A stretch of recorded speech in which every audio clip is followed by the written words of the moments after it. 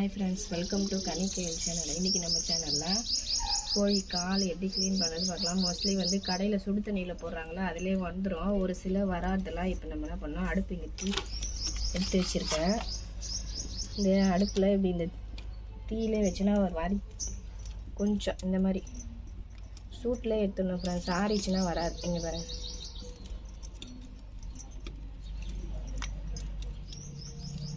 இந்த மாதிரி லைட்டாக நம்ம நெருப்பில் சுட்டுட்டோன்னா வந்துடும். இது வந்து நம்ம உடனே சூட்லேயே எடுக்கணும் ஃப்ரெண்ட்ஸ். ஆறிச்சுன்னா வராது.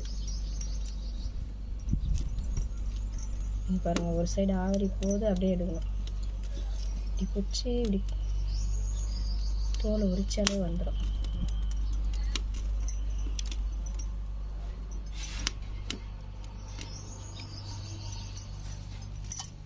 இங்கே பாருங்கள், எடுத்துட்டேன். ஒரு சிலர் வந்து ஆறிச்சுன்னா அது நம்ம கழுவ சொல்ல போயிடும்.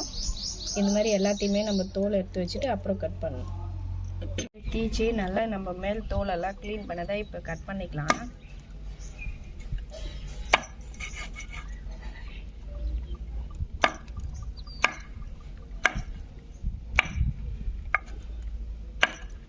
அவ்வளோதான் ஃப்ரெண்ட்ஸ். இந்த மாதிரி விரல் நகத்தெல்லாம் வெட்டிட்டு இது 2 துண்டாக போட்டுக்கணும்.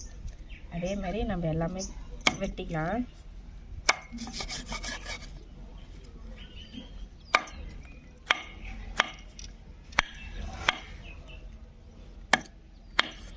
இதெல்லாம் வெட்டிட்டு காமிக்கிறேன். பாருங்கள், நான் 2 துண்டாக தெரிச்சு எடுத்துன்னு வந்துட்டேன். எல்லாமே க்ளீன் பண்ணி இந்த நெகால்லாம் வெட்டி எடுத்துன்னு வந்துட்டேன். இப்போ நல்லா நம்ம வாஷ் பண்ணிக்கலாம். இந்த மூக்கு வந்து கட் பண்ணணும். நான் கட் பண்ண மறந்துட்டேன், கட் பண்ணணும். முடியெலாம் இல்லாமல் எடுத்துக்கலாம்.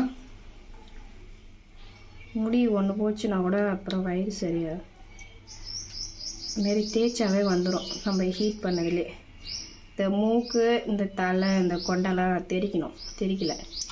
இது நம்ம அரைச்சிக்கலாம். இந்தமாரி நல்லா நம்ம தேய்ச்சி கழுவணும். ஒரு சிலர் தோல் வந்து அப்படியே இருக்கும், அந்த பேர் உறிஞ்சி வருது. நம்ம கழுவு சொல்ல இப்படி நல்லா தேய்ச்சோன்னா அது 1-2 பிசுறு தட்டிச்சுன்னா கூட வந்துடும். இந்த மாதிரி போட்டு நம்ம நெகத்தாலே சுரண்டிக்கணும். இது ஒரு 5-6 டைம் வாஷ் பண்ணோம் ஃப்ரெண்ட்ஸ். நல்லா வாஷ் பண்ணால் தான் அந்த நீட்டு ஸ்மெல் வராது. நம்ம கால் வறுவலுக்கு எண்ணெய் தேவையான எண்ணெய் ஊற்றிக்கலாம் ஃப்ரெண்ட்ஸ். எண்ணெய் கொஞ்சம் தாராளமாகவே இருக்கணும்.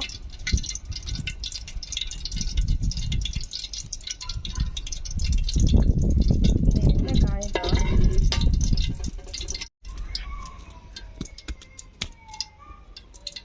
எண்ணெய் காஞ்சிடுச்சு. கடுகு ஆட் பண்ணிடணும். என்கிட்ட வந்து கடுகு இல்லை, அதனால நான் கடுகு ஆட் பண்ணல.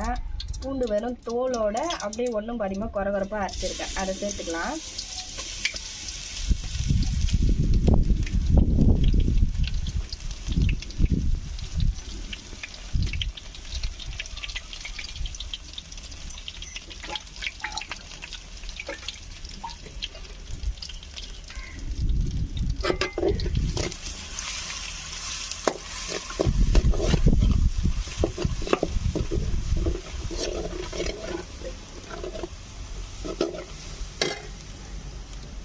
இந்த பூண்டு கலர் மாறின உடனே காரத்துக்கு ஒரு சிட்டிகை குழம்பு மிளகாத்தூள், உப்பு இதிலே சேர்த்துருக்கேன். தேவையான அளவு உப்பு.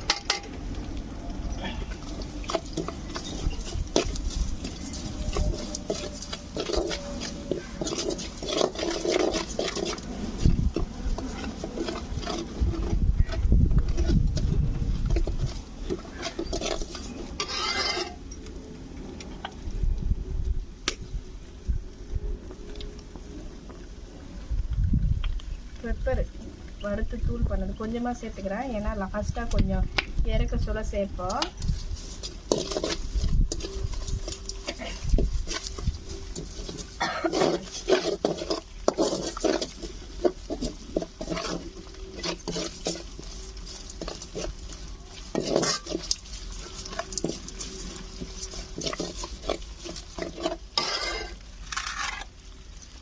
இந்த பூண்டு நல்லா கலர் மாறினா நம்ம போட்டுக்கிற மசாலா பச்சை வாசனை போனோடனே நம்ம க்ளீன் பண்ணி வாஷ் பண்ணி வச்சுக்கிறக்க கால் சேர்த்துக்கலாம்.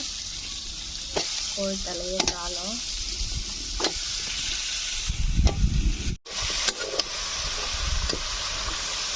சேர்த்து இது நல்லா கலரி விடணும்.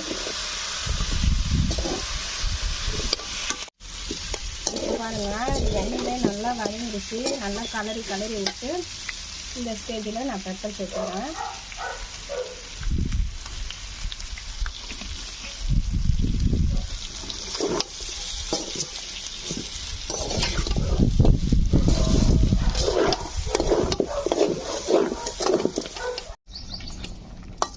தண்ணி விட்டு நம்ம கலரி நல்லா இந்த தண்ணி நல்லா வத்தி வர வரைக்கும் நம்ம வேக வச்சுக்கலாம்.